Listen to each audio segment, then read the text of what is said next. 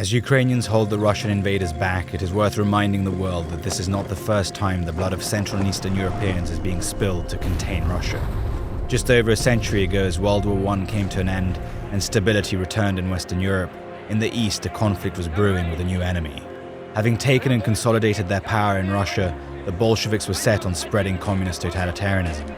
The Red Army marched west. The greatest opponent standing in the Russians' way was a newly independent and fiercely patriotic Poland. In the spring of 1920, Marshal Joseph Piłsudski offered Poland's help to Ukrainian leader Ataman Szymon Petlura, who was fighting the Bolsheviks whilst attempting to create an independent Ukraine. In April of that year, the Poles, supported by Petlura's growing forces, launched an offensive to the east and freed a large part of Ukraine. On the 9th of May 1920, the Polish-Ukrainian forces held a joint military victory parade in the liberated city of Kyiv. Unfortunately, Ukrainian freedom was short-lived. The numerically superior Bolshevik army launched a furious and rapid counteroffensive. By mid-August of 1920, the Red Army stood at the outskirts of the Polish capital, Warsaw.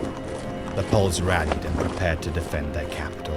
And against all odds, on the 15th of August, the Poles stopped the Bolshevik horde and pushed them back in a brilliant counteroffensive.